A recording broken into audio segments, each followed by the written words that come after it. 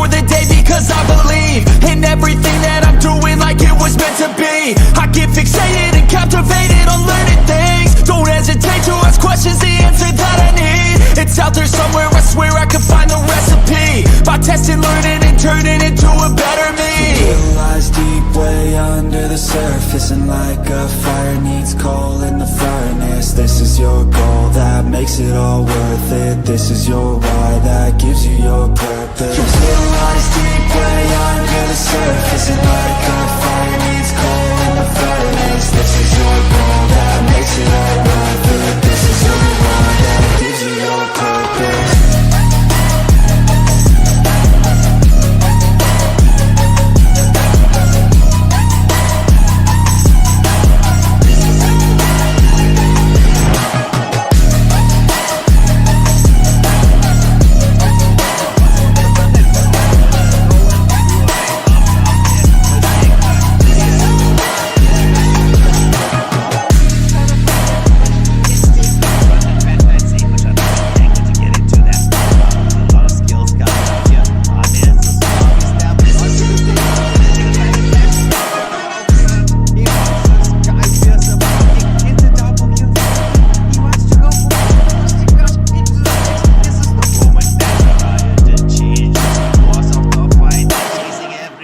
Down, Nana in one direction. Nana is trying to escape. Yuna on the hunt. Oh my goodness. No, the Melina and the Melina Blitz just keeping her alive. But that was a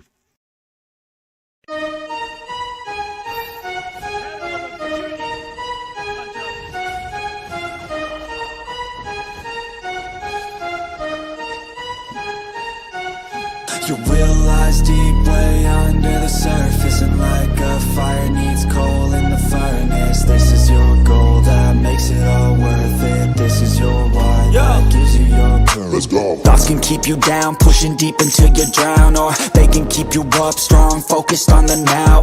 Glass half full, or has it been emptied out? Well, that's all up to you and your mind. Do you doubt anything, everything, not a thing? Make my thoughts work for me, manifest what I need, what I want, what I see. I could be anything, I attract all the things that I see. I believe I'll achieve as I breathe in and out again and again. I don't doubt, I sit and I plan, and I found out that I can execute if I'm driven, if I listen, if I learn all the wisdom. Read some books, something written, watch the best. Teach a system, I invest, never hidden, I ain't scared. Ain't no chicken, I take dares. I'll be winning, you get back what you're giving. Find the reason that you're living, what you're good at, all your gifts and what you love. Take a risk and find out what you've been missing. Your will lies deep way under the surface, and like a fire needs coal in the furnace. This is your goal that makes it all worth it. This is your why that...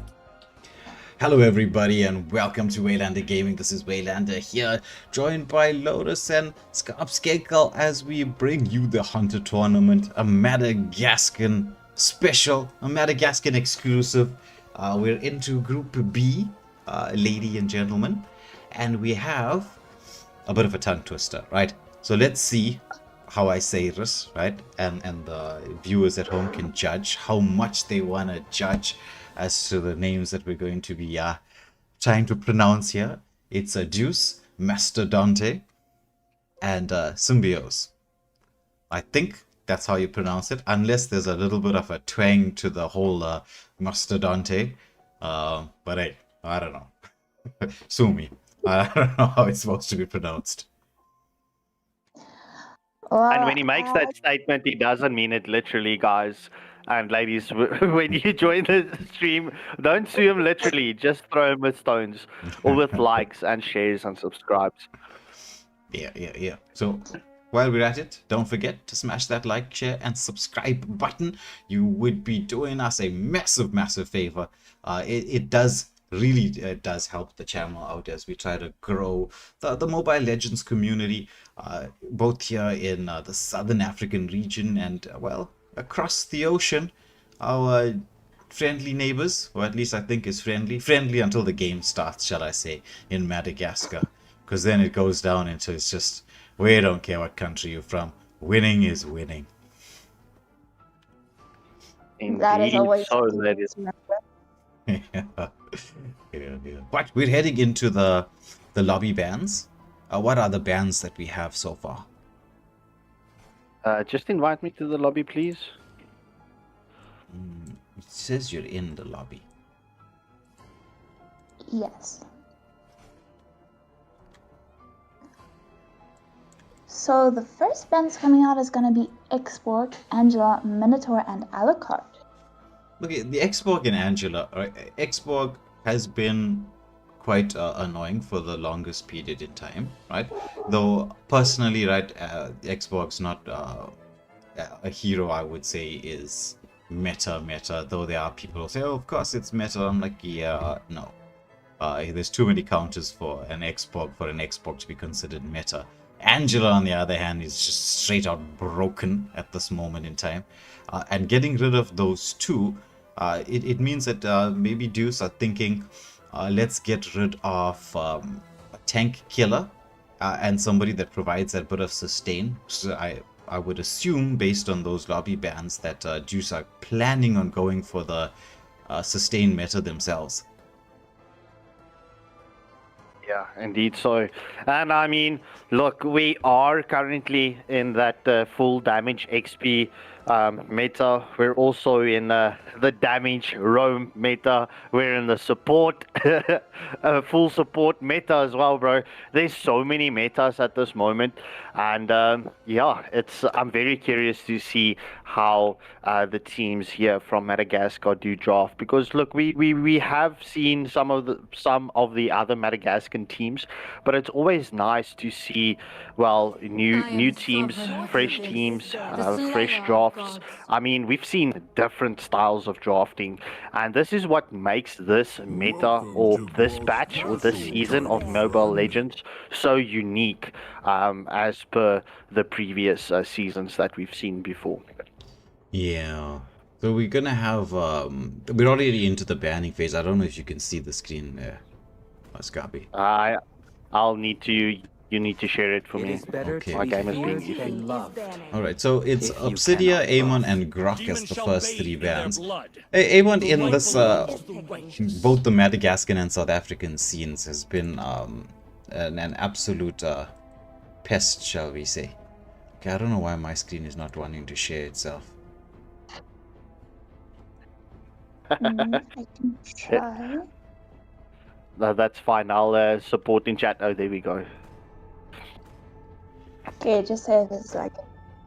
I can see it. Yeah, so Obsidia, Amon, Grok, and, well, Alucard being the first bans as ITO picks up Lucas as the first pick for... It's Deus Mastodontes, right? On the left. No, Yeah. it's Symbiosis. No, DM. Yeah, well, look. It will be, yeah, on the left. Yeah, Symbiosis will be on the left. Though I'll say this, Digimon. It's not just that they banned Alucard, they banned Alucard twice. You know, just to be doubly certain that there's gonna be no more Alucard. So he got banned out in the actual pre-lobby bans and here as well. With the SJ Raza locking onto the Bane pick. Bane is quite strong at this moment in time.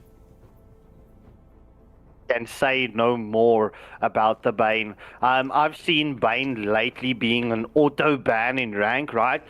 Bane, oh Lotus, by the way, you can stop sharing your screen. My game decided to bring me into the lobby. So Bane, he's been utilized as a, well, a utility hero. You can play him in gold lane, you can play him in the mid lane, you can play him in the XP lane, you can play him in the jungle, and you can even play him as roam. This Bane this season is so strong, and I'm just looking at Deus Mastodonte's follow-up picking up Kimmy. Even though Kimmy has been nerfed, right? Kimmy is still one of those mages that can do continuous damage, and Kimmy, if she's played right and disciplined right, Kimmy can change the entire scene of a team fight, especially with that traction pulse, as we would like to call it, a mobile implosion play. So yeah, Kimmy, good pick into this draft with the Belleric, but I'm not going to take anything away from Symbiosis. They have the Akai with the heavy spin, and missing the final ban for the side of them. Combining with the Vexana is very strong, and the Lucas can just displace an entire team fight, especially when he goes into that beast form and he does that second skill, first skill combo. He pushes the back line away, and that's ideally what you want. You want to split the back line away, but yeah. You should. Well, as it stands, it looks like we're going to be seeing probably the Bane in the gold lane. Bane has featured quite heavily in the Philippines region, which is, Philippines, Indonesia. That's where we get our meta from. So going for that particular pick. In terms of synergy from the side of Symbios, there's a couple of picks that could work together, but it's going to be a little bit difficult. With, like, say, with an Akai, right? Akai is not the easiest hero in the world to pair anyone with, especially a Terrorista, because I mean penalty zone drags people together, and Akai's heavy spin sort of pushes them apart. But let's get to see. I mean, just to add on to that, right? Bro, Vexana Terizla combines very beautifully together, and then you can get that heavy crossbow coming in from Erithal to follow up on that. But look, I'm going to expect something different from Deus Mastodontes. I'm seeing Bane mid, Kimmy gold, and then Joy obviously XP lane with a Belleric on roam. That's how I would see this draft. Bane very deadly, especially with that mid lane rotation that you want to expect from your mages. But if he's going to go that full magic damage, that's a glass cannon build. It is. The sustain from it is quite incredible, though. But let's see, which direction is everyone heading? It's going to be Bane on the XP lane, by the looks of it, or are they all just going to head off towards helping the jungler? Maybe that's what they're doing, right? Because everybody's rotating here in this particular direction. Belleric and Akai already scouting each other out. Though I will say you got to get that 4-second timing, the in and out of the bushes, just to be able to build up your XP a little bit quicker. So, we do see the engagement here. We do see the rotation coming to this Litho. Akai taking a lot of damage. He does pop that Vengeance, but we do see the continuation. Vexana coming in with a second skill, but the first blood goes to Kimmy. Was that a potential lag out? No, he's moving. Because he stood still for a moment there. I think maybe he just gave up. He was like, alright. I made me think it was lag. He was like, no, I'm dead. There's no way I'm going to be able to achieve anything. Belleric is quite low, but he's going to go for a bit of a scout out. I tried to go for the buff steal, which is not a bad kind of play. This Joy, I feel, is going to have a good time against the Terrorista. Yeah, well, especially being that high mobility hero against the Terizla. Terizla is slow with the skill casting. So, yeah, bro, I definitely see the Joy being faster, but we do see the rotation coming in from Akai into the XP lane. However, no follow-through just yet. Yeah, it's Did Terizla lag out? Oh, no, he recalled. Was it my game being glitchy? Yeah, I think your game was a little bit. He did recall, but there's the engagement onto the Lucas. No electro beats available for the Joy. She does manage to get out, but Belleric gets stunned up, CC'd, controlled, taken down. But Joy wants to go, and this time does have the electro beats. Zorro with the play. What a play there from the Joy. Yeah, so first turtle of this match is up, and it's Deus Mastodontes looking quite beautiful at this first turtle of this match. But we do see the zoning coming in from Fredrin, and the taunt onto Akai. The traction pulse into the mix, and Kimmy gets the kill onto Mr. Bean. No, I think you might be about 30 seconds behind in terms of the lag.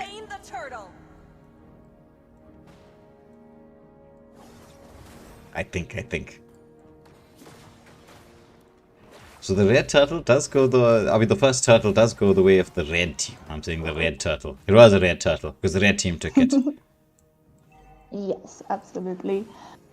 This does secure them an extra bit of gold, going around for almost 2,000 gold lead, which does work in their favor so early into the game. Yeah, Lucas with a bit of counter jungle, but is he gonna get caught out there? Oh my goodness, that deadly catch really is living up to its name when you build the magic Bane. It is deadly. Did you see the amount of Absolutely. damage?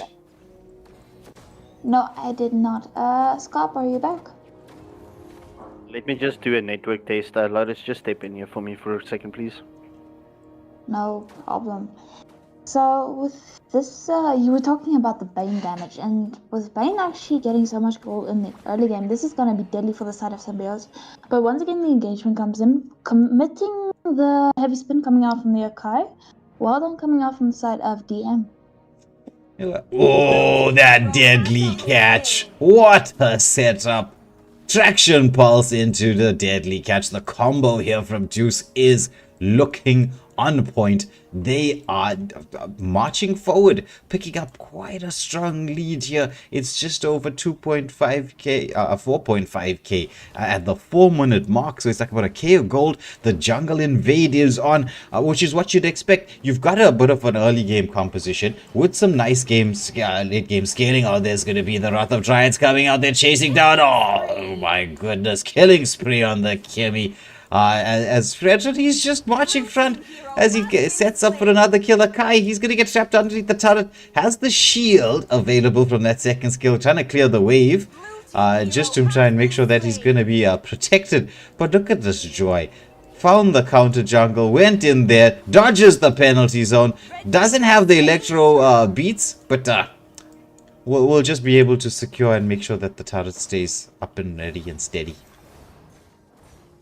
With this early game composition coming out from the side of DM, they can play so aggressively, and Symbiote is gonna struggle. But once they get into the late game, things might be a bit easier. But once again, killing spree for the Bane onto Aerithal. Yeah, okay. With the pushback, trying to get somebody locked in underneath the turret. Pops the Vengeance. It's going to get CC'd up. Wrath of Giants come in there. Kimmy with the damage. And Kimmy with the dash away. That's the flicker. Avoids the engagement there from the Terizla. Terizla's going to get taken down. Sky Piercer on this Kimmy. How many stacks has she built up already? 30. 30 stacks. We're at 5.5 minutes. This is looking devastating. I don't know. How are Symbiotes going to be able to come back from this? It's going to be challenging. I can't see an angle. Well, to be honest, it's also going to be a case of discipline going in for the side of DM, because in a lot of cases like this, once they get the upper hand, people start making mistakes. They start getting overconfident, and if Symbiotes can take advantage of that, that could work as the angle. Yeah, once more the Electro Beats comes out, and it's a 1v1 situation where Joy wins it. Well, we did expect Joy to be quite strong in that particular matchup between the two heroes. The damage XP lane picks now slowly coming back into the meta, into the scene of things. Though I will say, with a Vexana around, you can have the potential to keep your turret safe. But look at the Joy going in there. Pops that Electro Beats, takes down the Vexana underneath the turret. Heavy Spin does come out. The continuation of this fight onto Aerithal. Vengeance from the Joy. Zoro doing an excellent job here with the Joy, securing yet another kill for the side of Deuce. For the side of Symbiote, if they can actually get a shutdown on the Joy, this could be a crack in the armor for the side of DM, but DM is just actually playing so well right now, protecting each other and just allowing Joy to run free and cause havoc. Yeah, they scout out the Lucas there in the bushes. It's going to be the Electro Beats coming out once more. The control was in there. He did manage to escape that Wrath of Dryads, though. But I mean, with 4 people on you, what are you going to do? True, and once again, a mega kill going for the Bane Fridge, once again going in with the engagement. If Symbiote actually wants to make a comeback from this, they definitely cannot allow their members to solo anymore, especially with the Lucas and the Terizla, because they have such a team fight-based composition. But once again, 3 versus 1 here on top lane, and Bane just roaming around freely like it's in his own jungle. Yeah, the control is up there, going for the full dive. Appraiser's Wrath comes out. It's godlike for the Kimmy. And somehow, the Joy escapes. Joy is insane, but deadly catch onto the aerial, managing to take it down for the Kimmy, but Mr. Bean getting a kill onto the Bane. This definitely helps them for the side of Symbiotes getting in some of the bounties, but is it enough? Not yet. Well, following up on what you were mentioning a bit earlier, right?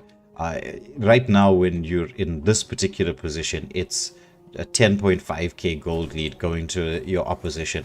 You're gonna have to try to 5-man and prioritize farm. The pickoffs are just gonna make it worse. You're not gonna be able to establish any amount of control. All you need to do is work on your defensive game. You're gonna have to sacrifice those tier 2 turrets. They're not going to be worth it. To try to protect. You're just going to get picked off if you're going to try to defend them. There's just too much of open space right now. So it's just move as a 5-man unit, stick together, prioritize farm. I think it's going to have to be the Irithel that you're going to prioritize farm for. Definitely, and Joy once again going in for the chaos, but Ballard actually getting caught under the turret by the heavy spin internal guard into the mix with Kimmy once again dealing a lot of damage. Deadly Catch also into the mix. Penalty zone. Appraiser's Wrath also into there. And it's going to be a 5-for-2 exchange in the favor of Deus. Yeah, this looks like a winning angle, right? The waves coming in there. Fredrin just soaking up some of the damage. It's about 5 seconds to go before the Vexana is into the mix. She might be able to come in for the defense. It looks like Deuce, Master Dante, have decided to err on the side of caution, going for the retreat, gonna take the objective, the major objective right now, which is first Lord of the game being up around about the 10-minute mark. Should be melted down quite quickly and potentially setting up for a win. Definitely, because even though they couldn't make this an ending angle, they definitely made sure to go for that mid lane, getting the inhibitor turret. So the Lord, as we can see, is just gonna barge down the mid lane. And if Symbiote doesn't put up a good defense, it's definitely going to be the ending angle. Yeah, so Joy getting another pick off. And so you already at like a disadvantage gold-wise, but now you're going to have a numbers disadvantage. Lord being allowed to move freely down the mid lane. Nice play from Deuce as they got the shields taken down on the top lane as well, allowing at least 2 lanes to sync up. The wave does come in here. There's the traction pulse, manages to catch up to 2. Joy with electro beats in the back lane. She wants to focus on the Vexana, takes down the Vexana. There's the Wrath of Giants. The base is open. Turismo, the penalty zone, manages to catch up to 4. Will we see the follow-up? Lucas with the unleash the beast. He takes down 1. But while that was going on, the Lord was focusing on the base with Joy, and that's going to be victory going the way of Deuce Master Dante in this first game. Best of 1. Number 1 Madagascar Joy.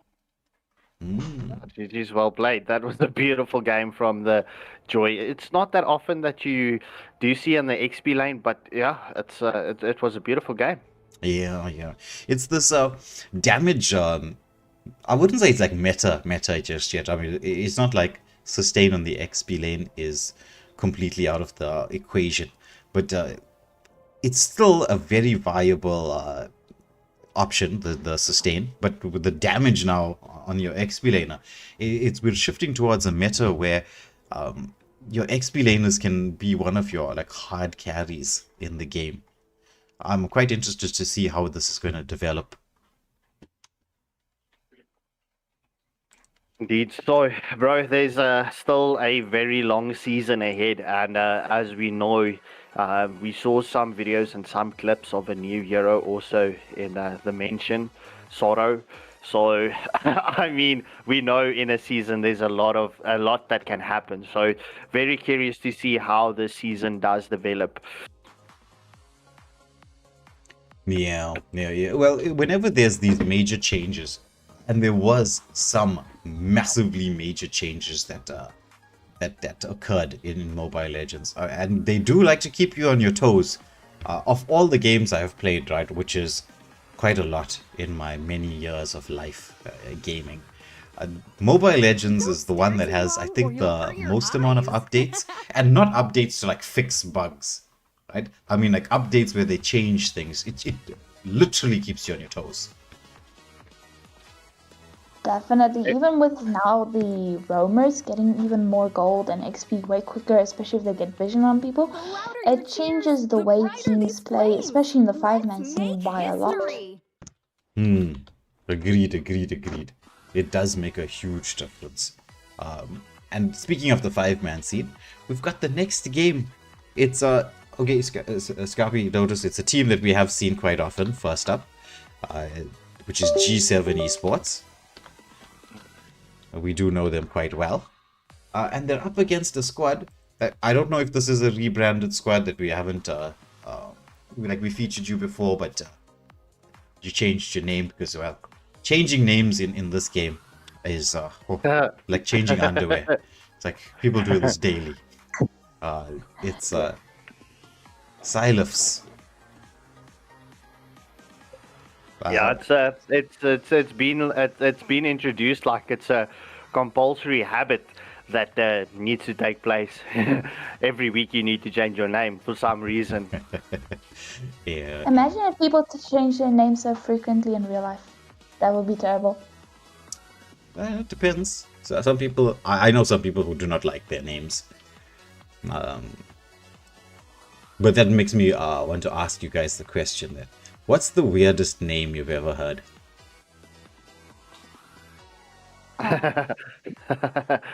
Well, bro, I can think of a few. Look, my father, right? My father and my grandfather. It's not that it's a weird name. It's just it was an unconventional name. It's actually an Irish surname. Like my father and grandfather, their name was Spurgeon, right? How often do you hear that? Well, That's being a Christian of the Protestant persuasion, Spurgeon is a name that we get to hear very often. It's from Charles Spurgeon. a very, very famous theologian, Charles H. Spurgeon, one of the founding fathers of the Protestant with a way of thought. So but if you're not Christian, obviously Spurgeon would just be what is that? What is a Spurgeon? You wouldn't get to hear it very often. No, you don't. Let me just quickly restart my PC. This game of mine. I'll be back. My apologies. Well, we're waiting for the teams to get into the lobby. It's G7 Esports up against Silif. I hope I'm saying that correctly, right? I'm saying it like how it looks on paper, right? So, once again, sue me. If you have to, if you can, if you find out where I live.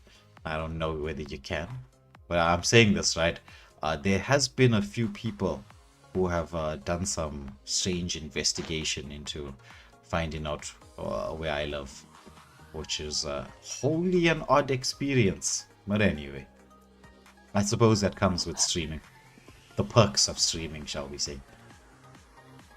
I don't think they would count as perks, but more like, what's that thing? The negative after effects, but it does seem like, when I just looked at the name, isn't it Sylphs? Sylphs? I might be reading it wrong as well, I'm not sure. Okay, maybe we'll go with Sylphs. Sounds better. I mean, Xylif sounds interesting. Like, you get glyphs, hieroglyphs, so Xylif sounds kind of pretty cool.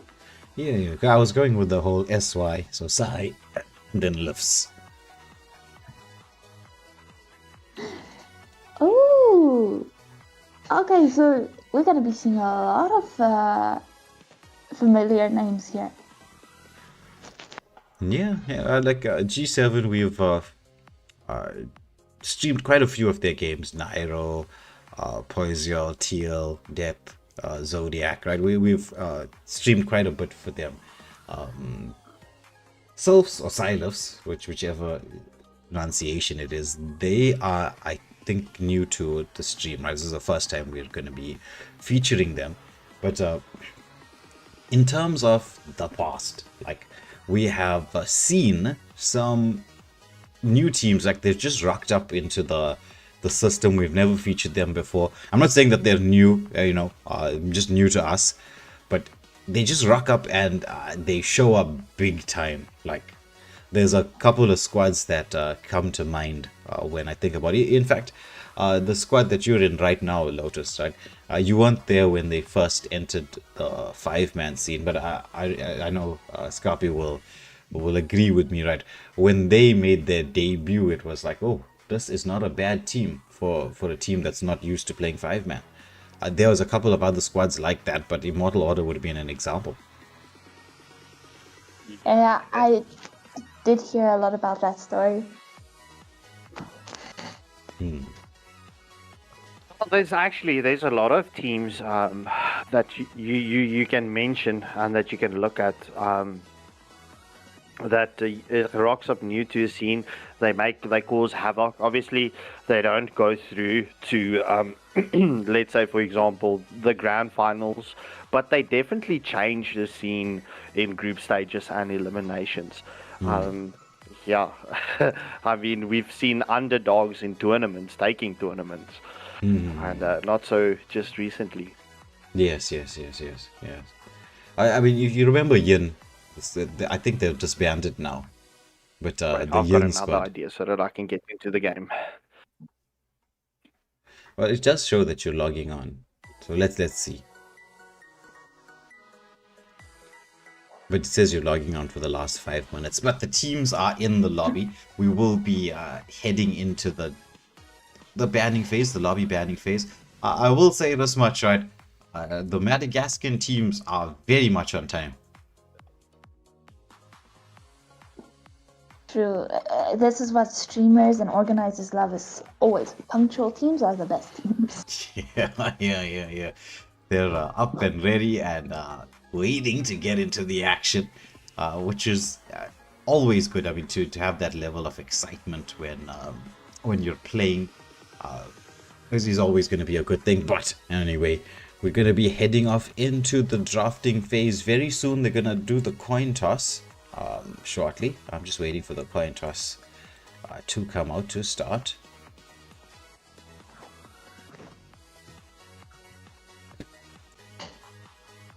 See, backup plan.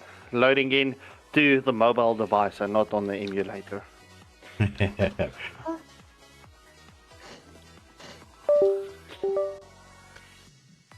Just might take a while. For the last 5 minutes you were logging in and now it just says Cop is offline. Yeah, I don't know what's going on my PC, but I think maybe my Windows is updating or something like that. So, Those Windows updates, they sneak up on you. And I've recently upgraded to Windows 11, and that's even worse than what Windows 10 was. Yeah, well, I'm rocking Windows 11, right? So far, so good. No real problems, right? But let me just read out the first 2 lobby bans. It's Xborg and Gushin, followed by Angela and Chip. So our lobby bans are going to be Xborg, Gushin, Angela, Chip, and we're going to be heading into the match very shortly. The lobby bans have been done, so we're going to head up into that actual banning phase. We've got everybody ready, set, everyone's in the lobby, we're good to go.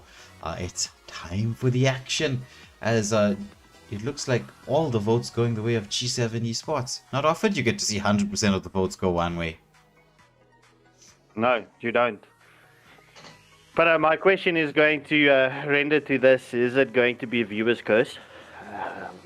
We've seen that before. Yeah. No, so, yeah, we have, so... well, let's see. I'm sure there's actually everybody who's viewing has fingers crossed as to which team they want to win, because clearly there's a clear favorite in here. But we'll wait for Selfs to... Oh wait, what's going on? I'm the lobby leader now. Don't you just like it to be the lobby leader, bro? Congratulations, sir. You have been promoted. Okay, so I'm assuming that the organizer is going to set up the lobby for the next team, right? I think we do have, okay, so but anyway, right, I think we can start. I'm assuming so, right? Let me just double check quickly. right? If I can press that start button. Okay, the lobby host did also just return. The organizers. Organizer. Okay.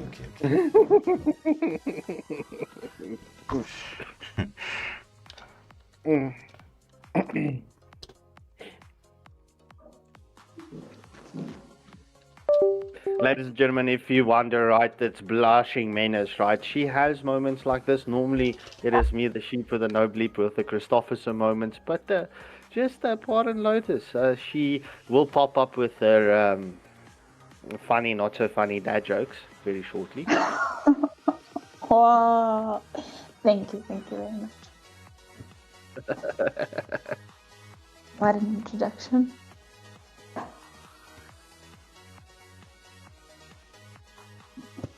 Alright, so I'm just telling the teams we're starting now and we'll be heading into the game.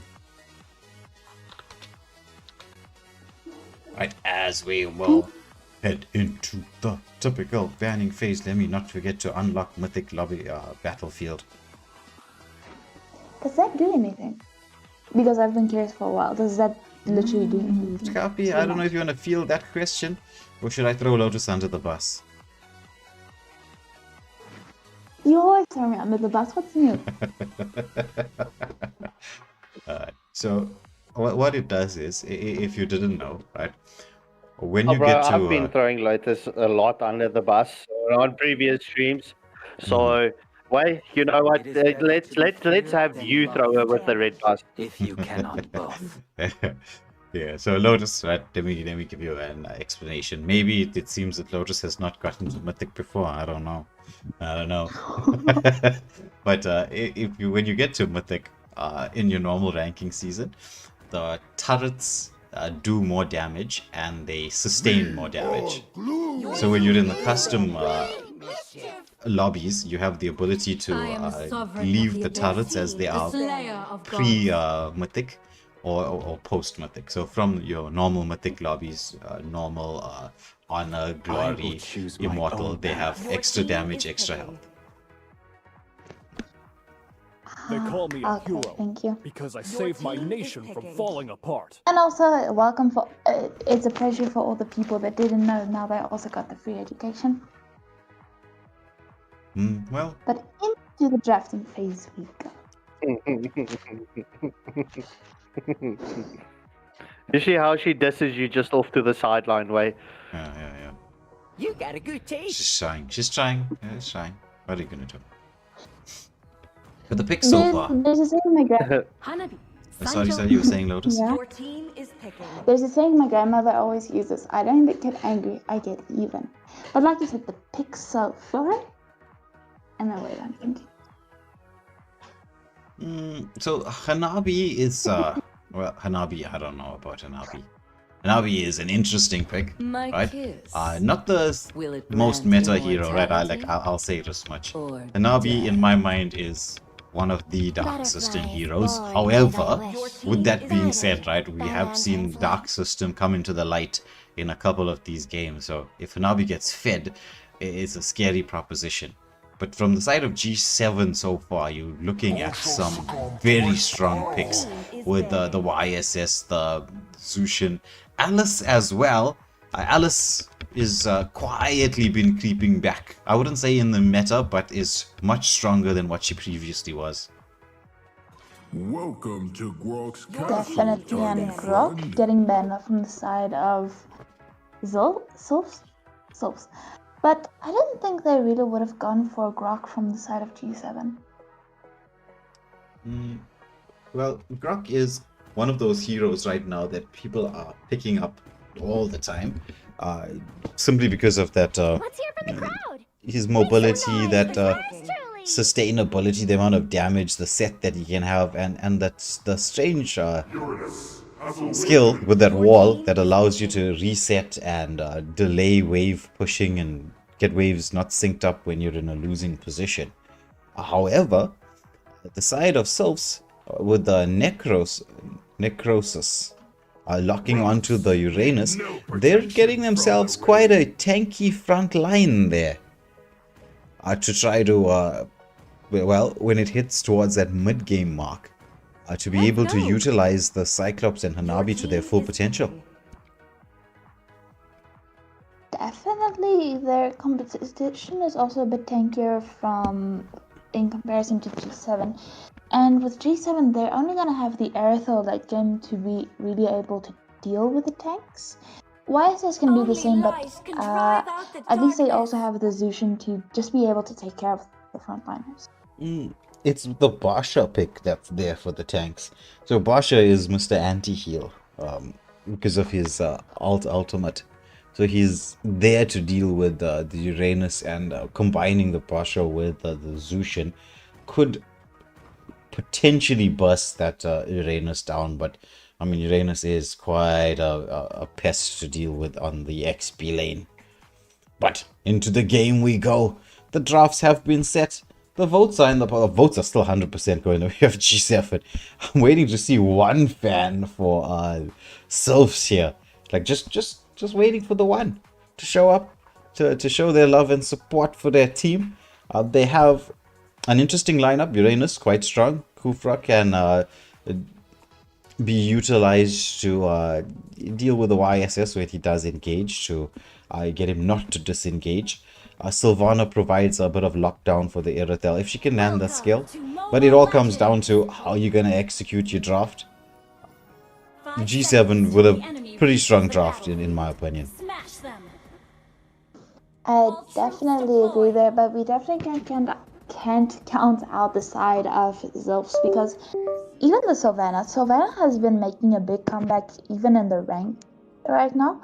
Not as much as you get other heroes like the Grok, naturally, but she has been a pest that a lot of people still struggle to deal with because of that lockdown, and then the only thing that can help you to escape is remove CC or purify. Yeah. The lockdown and the damage output that she has is quite high. But her real problem is once she engages, there is no disengage. So, low mobility, and would you then say she would be better paired with Matilda? Well, anything that does have no disengage works well with the Matilda. But for her to land her skills, the real problem is that it's very easily disruptible. There's a bit of counter jungle going on here from the side of G7. They're pulling this small camp, manage to secure it, and then we will see them rotate across towards the XP side, which is this is lovely counter jungling going on from the side of G7. I mean, they didn't just leave the YSS to try and take the farm on his own. Oh, Basha using that mobility, goes into the mix. Aegis comes out from this Hanabi. She's trying to walk her way to safety under the turret, but took a ton of damage. Will be able to sustain in lane. Teal scouting out the bushes, making sure that no counter engagement can be brought into the mix. But right now, even with the turtle spawning up in just a second, Sylvana still doesn't have her level 4, and the YSS is close to level 5. Yeah, that's the thing. Counter jungle as a strategy, so very effective. There's the engagement onto Kufra. He's gonna get CC'd up, dragged back, flickered out of the way, but the first blood goes the way of Alice as she's into the mix. They take down Lala beyond the Cyclops as well, and it's G7 with the turtle, with the jungle invade, with 2 kills. Are they going for it? The retribution was committed by the YSS, but the zoning is so much on point between the Zushin and the Basha. It's so difficult, and well, literally G7 took everything, like a kind of Pirates of the Caribbean style there, huh?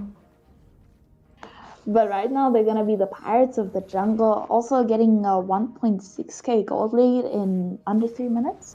So what you're trying to call them then, Lotus, is you're trying to name them after those, what's that country with all the pirates? I'm not sure. Singapore? No, the one is in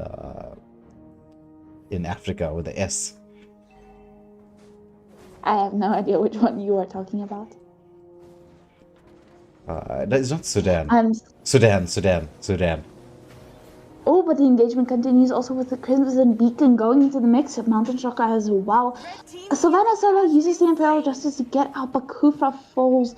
And Zushan just being a pest with that Lantern of hers. I see.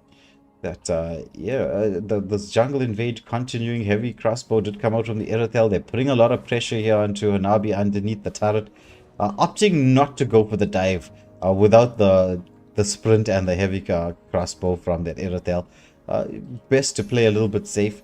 You have taken quite a bit already. It's 3 kills to the good with a 2k gold lead almost at this moment in time. So G7 Esports seems to be cruising like an actual G7.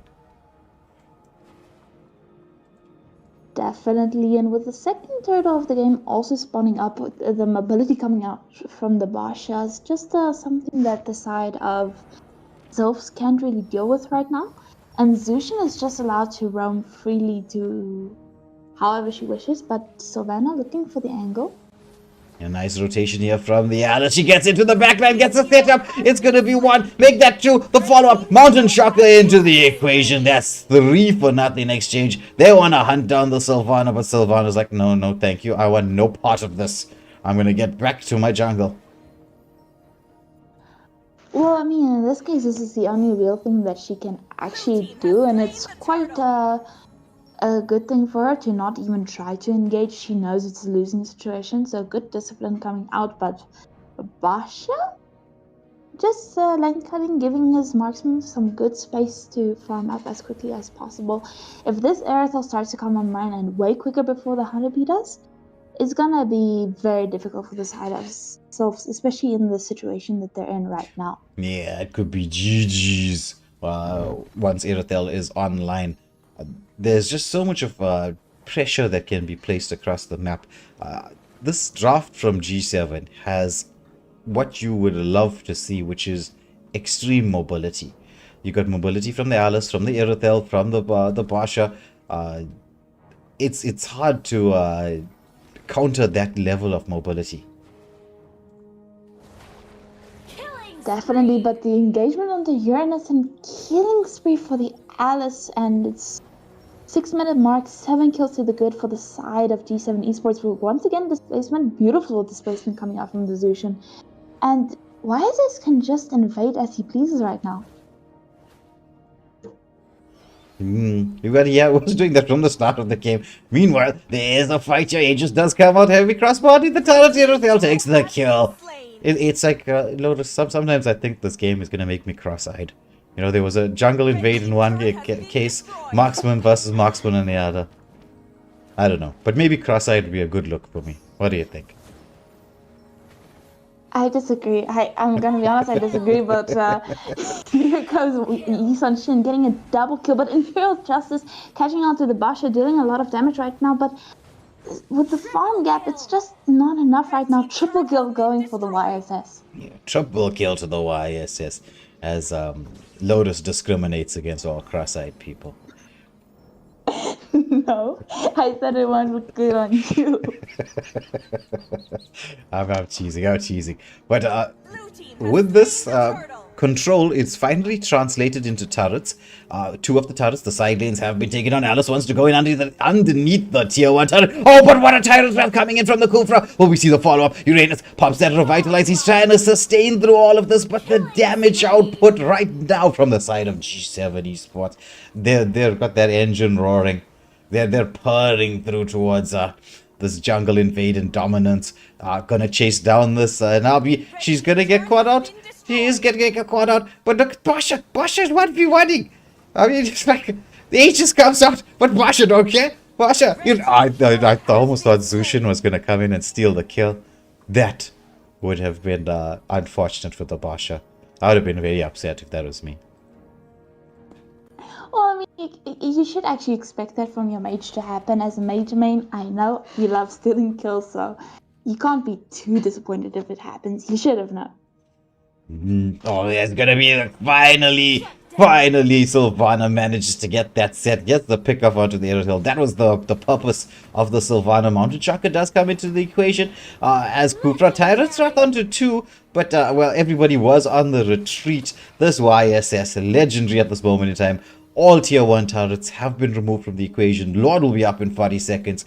Things are looking dire for the side of Sylphs. But Hanabi trying to farm something up, taking a lot of damage. The revitalize from the Basha, just there to make sure no harm to the team. And this only 20 seconds to the first Lord of the game. It's already been so much action and it's only been, what, 9 minutes? But the good thing about Zolfs for their side right now is the Honeybee with her good wave clear capabilities. Honeybee is weak in many aspects, but one thing that she can do the best is the wave clear. Very decent wave clear, though she needs the items for that to truly be effective.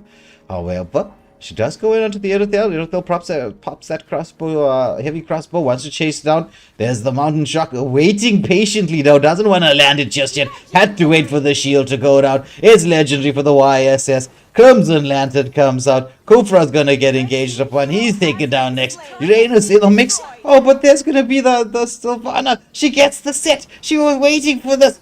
But Basha is escaping with 1 HP. Sylvana, exploded there by the Irithel. The heavy crossbow comes out. Double kill for the Irithel. YSS Nairo was shut down, but, I mean, that was a 3-for-1 exchange with another tier 2 turret. Looks like it's on its way to falling. This definitely works in the favor of G7 Esports, and if they can make sure to keep up with the discipline, they can definitely go and make this an ending angle with this Lord if they get all the holy shields down. And so, they have some good defensive capabilities, they just need to execute it correctly. Yeah, well, for the shields, this is one of the few times, because of the introduction of shields, you'd really want to push your waves, because you do want to get those shields down, but you're going to have to push it smartly. Like here, if you push the wave, the wave's not allowed to get anywhere close to the shield, so it's not that effective. Uranus gonna get scouted out. There's a chase on. 4 people are moving in. Alice wants to bait out the skills from everybody. She is into the mix. She's into the backline. She gets the set onto 3, but is there gonna be the follower from the team? The chase is on. Sylvana trying to deal with the Zushin, but Zushin turns around, pops that Crimson Lantern. Will get the lift off. Sylvana dragged back into the mix. Gonna get taken down. It's gonna be a 2-for-nothing exchange. Mountain Shocker as well. Make that 3. It's a triple kill for us YSS. The shield has been popped in the mid lane and bot lane. It's just Cyclops and Uranus left alive to try to defend this. Basha, he's just motoring against the wall, gets the dive onto the Cyclops to the back line. There's a lift off. Will they see a full team wipe? Yes, we do. With the Lord into the base. G7 take this in a dominant fashion. Definitely well done to the side of G7. I just feel like, why did the side of Sylphs actually throw all of their skills onto the Alice? I mean, Alice is tanky, sustainable, she's got the majority of her items. You're throwing all your skills away, get wiped out, and then the base is taken. So Alice serves a similar purpose to Uranus, in the sense that that's what they're there to do. They're like sort of skill sponges. They're there to like sort of soak up, bait out skills, and you've got to maintain that, degree of discipline to ensure that, you're not going to waste skills. But at the same time, it's kind of scary. It is kind of scary when Alice dives at you, because she can deal a decent amount of damage. Definitely, especially with that revamped ultimate of hers, because it also has this somewhat of a stun as well. And it throws out these spikes that also does a little bit of extra damage. So definitely not something you want to deal with and throw all your skills onto. Agreed. So, well played to G7 Esports. Concluding tonight's streams. We're not done yet, though, with the Hunter Tournament. The Madagascar Hunter Tournament will be live again Saturday, Sunday. We've got a lot of action coming through, Mobile Legends-wise. We also have the Origins Tournament taking place tomorrow and Sunday as well. So, Mobile Legends is hotting up over the weekend. It's going to be a fun one here at Waylander Gaming. So if you haven't already, smash that like, share, and subscribe button. Press that little bell, that notification bell, so you know when we're gonna go live. Though, I'm assuming most people here are part of the communities, Waylander Gaming community, where you get all the announcements as to the upcoming fixtures, registration for tournaments, so that you don't only have to watch, you can also participate. I mean, we're gamers, so we want to play games. Definitely. And sometimes you see all these teams play and they're like, we need to show you guys how to play. I'm signing up for the tournament. Yeah. Often, whenever I'm casting or when we're in this particular seat, the caster's seat, I tend to get those itchy fingers. It almost feels like a physical itch. You know, where you're like, oh, look at how everybody's enjoying themselves. I'm saying enjoying themselves, right? Tournaments are a little bit less enjoyable than other situations of gaming. Definitely. Pressure is high. A lot of stress. Yeah. A lot of stress. Pressure is very, very high.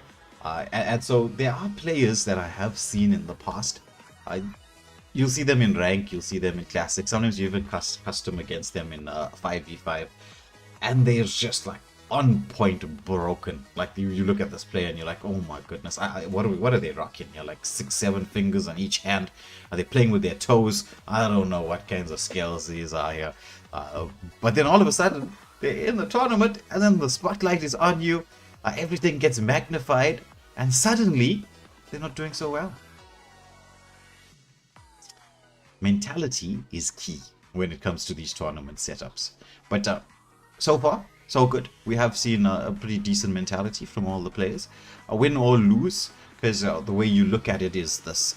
Winning, obviously, is what you want to do. It's a wonderful feeling which you want to hold on to, because winning is a mindset. So when you start winning, it becomes a habit. So when you win, that's what you do. But when you lose, you don't sit and cry in a corner. Sometimes we see Lotus doing that, right? I think she has a box of tissue if you look somewhere. Oh, I'm teasing. I'm teasing. But you look at every loss as a learning experience. You go back, you review the gameplay, the footage, and then you see, like in a structured manner, constructive criticism. You look at it and say, okay, where did we exactly lose this game as a 5-man? Was it in the drafting phase? Did they outdraft us? Okay, if they did, what do we need to do? Let's look at potential improvements. Let's go watch the MPL. Let's see what they like to draft. Let's see why they like to draft it.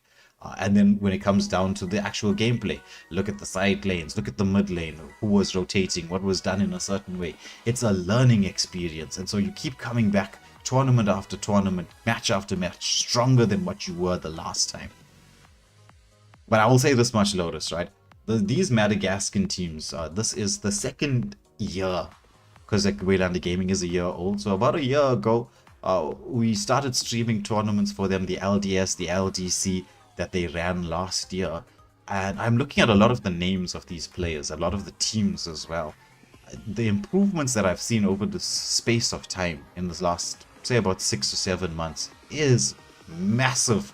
So I'm expecting a lot of big things coming through from the Madagascan scene. They are quite dedicated, both the organizers, so big shout out to the organizers of the Hunter tournament, and the players themselves, as you get to see here, Lotus. They're on point, on time. That kind of discipline you need.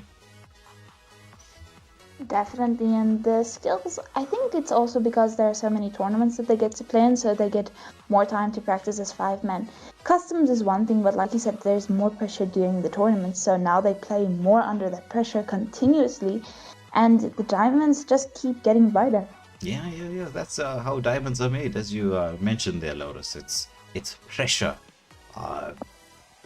Though, at this moment in time, I think the pressure is off. We're off the boil. The games are done for the evening. And, well, thank you to everybody who tuned in to watch. It's a pleasure, as always, to cast for you. But for myself, Waylander, Lotus, Scarpskenko, who might be lagging. Maybe he was lagging. Yeah, so it's my network that's the issue, as per usual. But yeah, just to add my 2 cents, I mean, look, it's obviously with all that pressure and tournament after tournament, it is key and vital what the teams do in the off seasons. And I mean, look, our tournaments for 2025 is slowly but surely coming to an end, so there will be a small break. And that's also the times where players rest, and it comes down to what they do in that off season. I mean, we've seen teams come from an off season and just do